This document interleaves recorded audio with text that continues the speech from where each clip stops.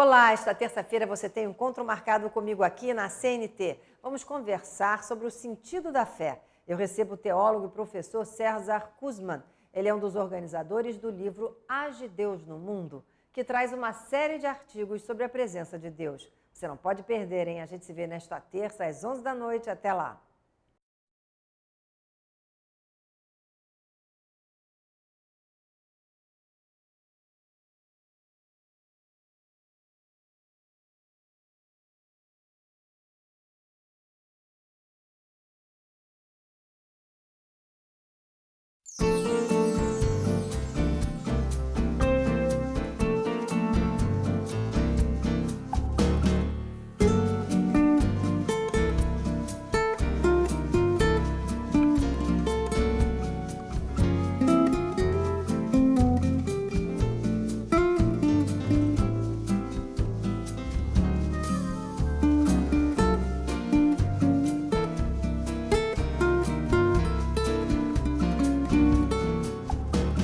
Boa noite.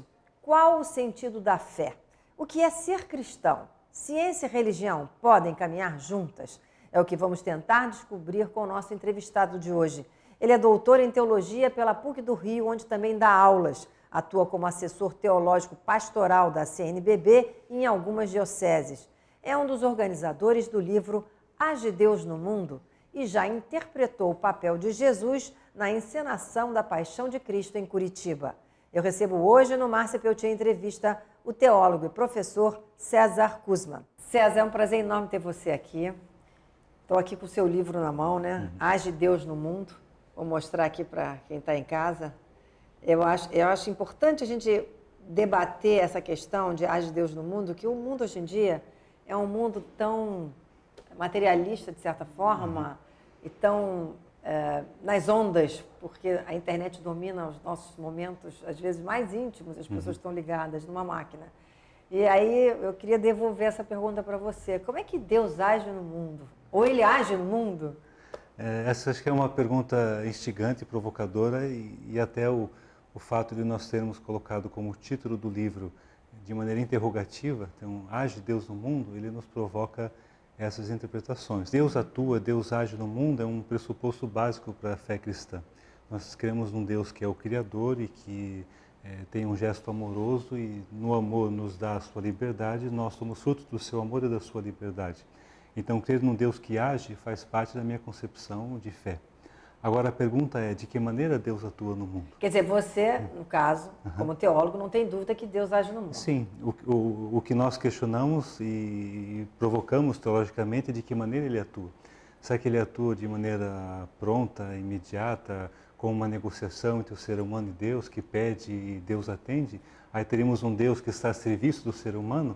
Dessa maneira, não é essa a fé cristã. Mas aí, quando a gente pensa nisso, que sentido teriam então as promessas? Se as pessoas pedem para conseguir algo? Eu acho que...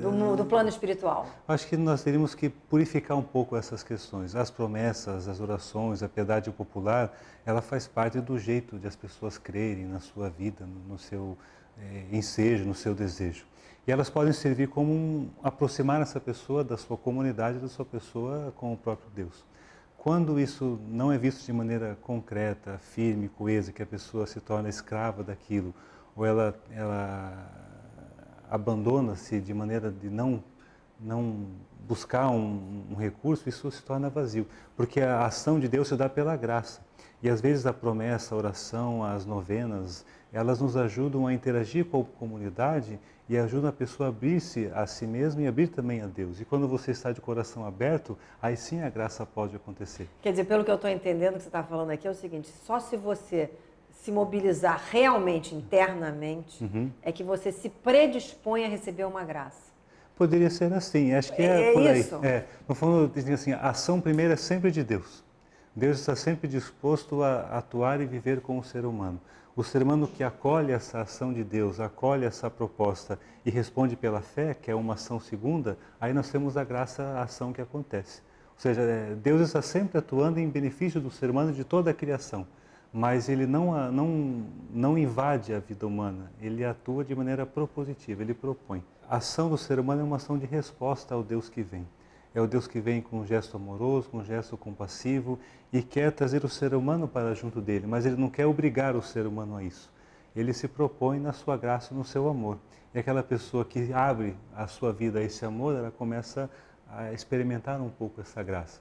Se a proposta, a ação de Deus é uma ação de amor e ele acolhe, começa a viver já no amor, ele já experimenta isso no contato com a família, com as pessoas mais próximas. Quer dizer, a ação também parte do homem. Está-se com uma ação de resposta. Uma ação de resposta. De resposta e de abertura ao Deus que aí está.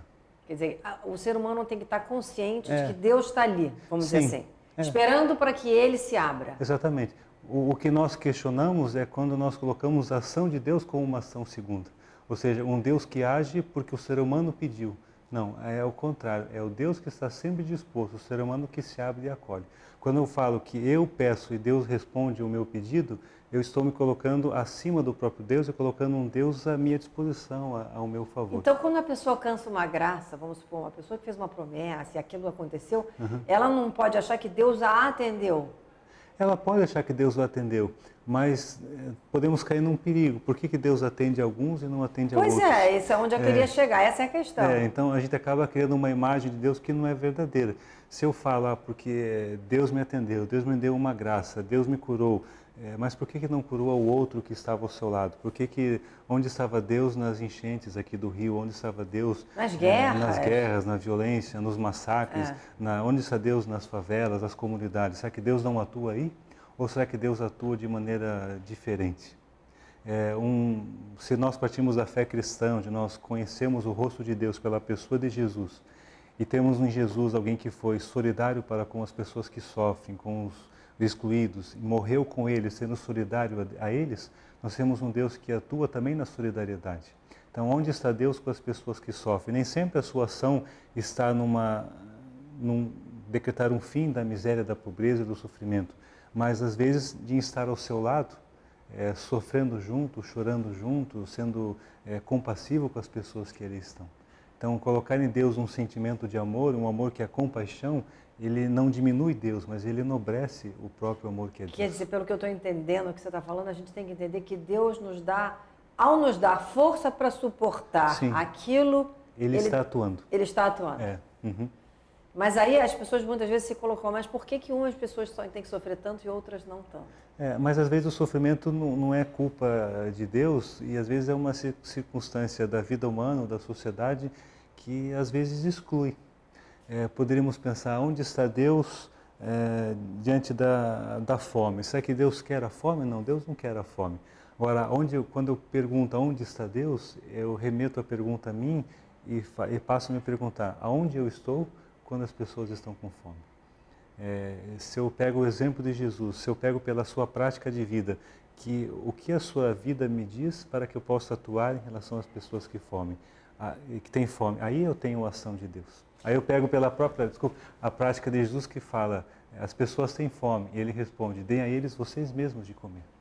Olha, a gente vai ter que continuar no próximo bloco, porque a questão toda de como é que Deus age no mundo, né, César? É uma questão que as pessoas se perguntam muito, porque muitas vezes as pessoas, mas cadê Deus? Está acontecendo tanta coisa, onde é que está Deus? Né? Sim. E o mundo moderno, ele precisa estar sempre tentando encontrar esse Deus junto com a ciência. Exatamente. Se a ciência invalida a figura de Deus ou não. Então, vamos para o próximo bloco falar sobre a ciência e Deus, tá bom? Ótimo. Nós voltamos já com o professor e teólogo César Kuzman, aqui na Casa de Cultura Julieta de Serpa.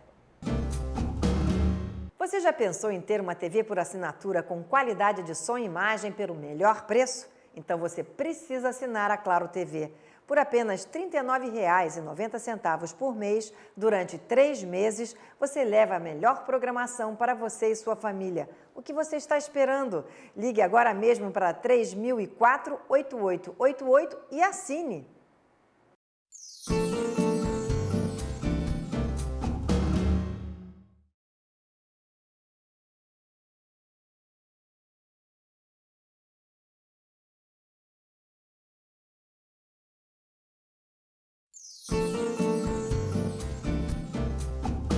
Voltamos aqui com o teólogo e professor César Kuzman, na Casa de Cultura Julieta de Serpa. A gente estava falando bastante sobre a presença de Deus no mundo. Eu vou mostrar de novo o seu livro, Age Deus no Mundo. onde tem vários artigos, né? A gente nem falou de quantas pessoas escreveram aqui, né? Então, esse livro ele teve uma participação de várias mãos. Nós temos autores de vários programas de pós-graduação em teologia aqui do Brasil, e ele foi organizado por 3 teólogos, eu, o professor Mário Sanches, que é da PUC do Paraná, e o professor Mário França Miranda, que é um jesuíta, professor também aqui da PUC do Rio de Janeiro.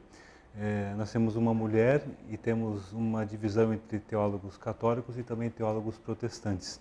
E a ideia é assim, age Deus no mundo, como que isso pode ser visto a partir de múltiplas perspectivas, a partir da ciência, a partir da pós-modernidade, a partir dessas compreensões novas de igrejas de mercado, a partir de pensamentos clássicos de Lutero, de Teilhard de Chardin, Karl Rahner, ou no meu caso, como que Deus atua e qual é a justiça de Deus nessa perspectiva, como que Deus, eu entendo um Deus que é justo e que faz justiça. O Deus justo não é o Deus juiz que separa o bom dos maus, mas o Deus justo é o Deus que faz justiça, tanto aquele que está caído e que é vítima da sociedade, quanto aquele que fez a vítima acontecer. Então, aquele que caiu e que é vítima, que foi banido de uma sociedade que exclui, Deus o edifica e o acolhe no amor.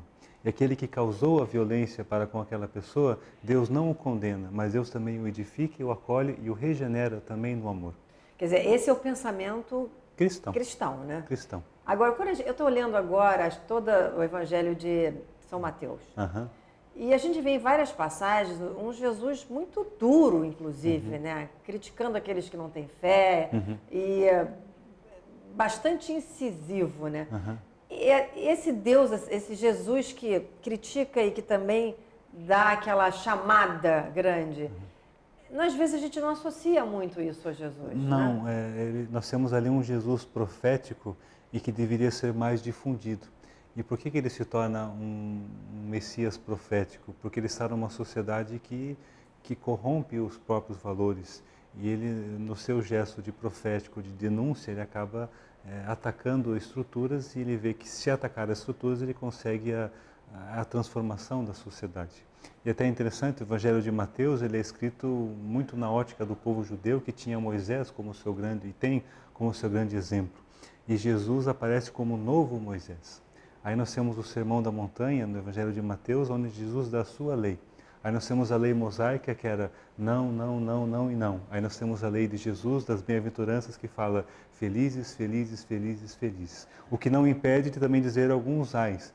Felizes vocês e ai de vós aqueles, que isso está mais em Lucas também. Agora, uma coisa que me chamou a atenção também em Mateus é que tem a chegada, quando São João Batista é morto, perguntam a Jesus, né? E Jesus se remete a Elias. Perguntam se seria isso a vinda de Elias, se João Batista seria a vinda de Elias. E Jesus dá a entender que Elias já voltou. Afinal de contas, São João Batista era a volta esperada de Elias? Não, é como se fosse Elias teve o seu papel e a sua função no seu tempo. João Batista tem o seu papel e a sua função no tempo dele. Um profeta não anula outro, mas um profeta ele dá uma continuidade na ação do outro. Nós temos uma economia da salvação que vai culminar lá na frente com o processo de Jesus.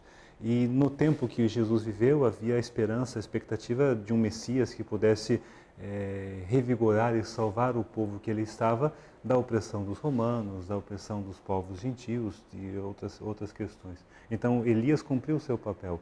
João Batista cumpriu o seu papel. Agora, cabe ao Filho do Homem, como ele se intitula, também trazer o seu papel, a sua mensagem, que é para Jesus o reino de Deus. Também no Evangelho de Mateus, há um questionamento de por que Jesus usa parábolas? Por que ele não fala diretamente, ele fala só com parábolas que seriam metáforas? Por que ele fala sempre com parábolas? Interessante, Márcia, essa sua colocação. Jesus, nas suas parábolas, ele descreve um rosto novo de Deus, ele descreve a ação de Deus. E isso ele transforma pela mensagem do reino de Deus. Se ele falasse diretamente, o reino de Deus é assim, é daquela maneira, é dessa forma, ele congelaria a imagem. Mas ao contar por parábolas, ele mostra o reino de Deus é semelhante à ovelha perdida que é encontrada, ele é semelhante ao trabalhador que jogou a sua semente. Ele dá comparativos que são próximos às realidades que as pessoas estão acostumadas a ver, E ele faz com que aquelas pessoas elas possam ver e experimentar um novo rosto de Deus dentro do cotidiano da sua vida. Então, ele não mostra um Deus separado do mundo, mas um Deus que está encarnado no mundo. E isso transcende a imagem daquelas pessoas. É porque, na verdade, as parábolas viraram um grande marco do cristianismo. Sim. Né? Porque a gente, quando se refere a Jesus em passagem, são sempre parábolas, ele está sempre contando uma história. Ele era um grande contador de histórias também, né? Porque ele conseguia criar aquelas imagens todas e passar aquelas imagens para as pessoas que estão ouvindo e prender aquelas pessoas, assim... A gente, quando lê, diz assim, 5 mil pessoas. Se a gente imaginar 5 mil pessoas há mais de 2.000 anos atrás, é muita gente, 5 mil pessoas. É bastante. Uma multidão de 5 mil pessoas é uma coisa inacreditável naquela época. Não, e se você olhar assim, as suas parábolas no começo são parábolas voltadas ao reino. São palavras sempre, parábolas positivas, num tom harmonioso. Com o passar da sua vida mais perto da sua morte, as parábolas ganham um tom irônico e profético, como você mencionou. Então, nas suas parábolas, ele traz a mensagem de Deus, mas acusa estruturas políticas e religiosas. E até ele fala, quem tem ouvidos, que entenda. Então, e quem não tinha essa percepção achava que era apenas uma história muito bonita, mas há uma mensagem presa ali. E essa mensagem é uma mensagem sempre de esperança, de transformação, de libertação. Você tem alguma parábola que você assim, considere assim, acima de todas? Eu gosto da parábola do filho pródigo, só que o nome correto seria a parábola do pai misericordioso. Em vez do filho pródigo.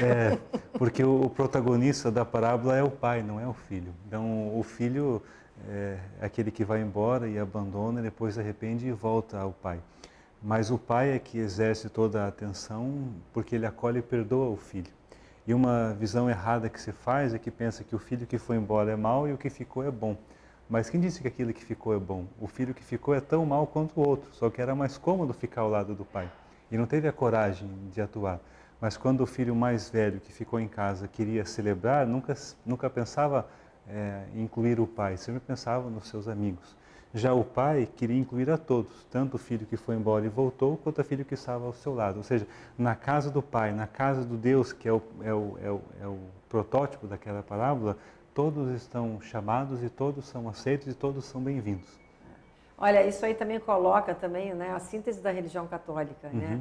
Porque a gente lembra da parábola que Jesus senta, naquele momento que ele senta com escribas e fariseus. Sim. E é criticado, como que você senta com cobrador de impostos? E ele diz assim, eu vim aqui para trazer não os que já estão, né? Mas aqueles que estão longe, perdidos, né? É muito bonito assim, essa maneira da gente encarar o mundo, né? Eu estou lendo Mateus, resolvi pegar Mateus para ler, e eu acho que a gente devia fazer de vez em quando assim, pegar uma dessas vamos dizer, desses apóstolos da Bíblia e seguir a linha de pensamento deles, o que cada um deles está dizendo.